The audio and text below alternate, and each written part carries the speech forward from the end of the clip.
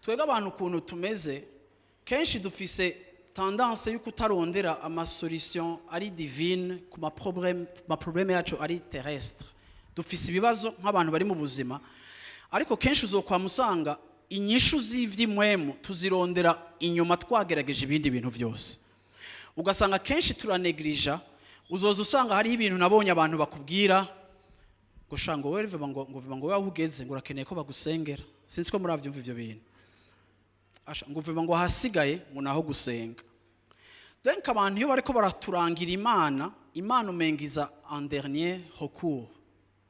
C'est comme si gusenga ari ikintu dukora twamaze kugerageza ibindi bintu byose. Twagerageje ibindi bintu byose. Au départ twese twarondeye Yesu kuko bamuturangiye nk'uwo duhigisho y'ivyari vyanse. Ariko burya Yesu si uwo kurondegwa kuko ibindi byose vyanse hama ngo icicika option ya nyuma, ahubwo Yesu ni uwo kurondegwa bitarananka. Uyu mugore yagize ikibazo c'amagara, Bibiliya ivuga ngo amara imyaka 12 muri Mariko yivuza.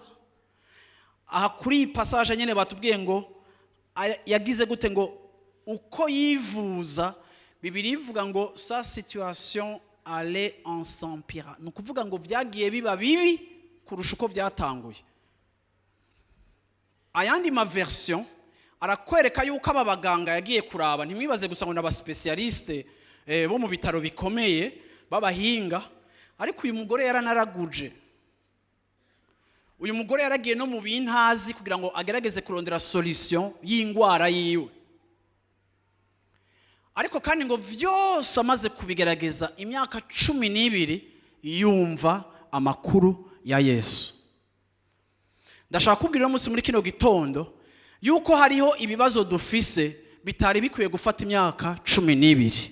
Ndagomba ngo hariho ikibazo ushobora gucamwo kigafata igihe kirekire kurusha iyo cari gufata, atari uko Imana ishimye ko aho hantu haguma igihe kingana gutyo, ariko ico kibazo cabaye ikigutwara ahantu hukugera aho uzomenya ko ukeneye Imana.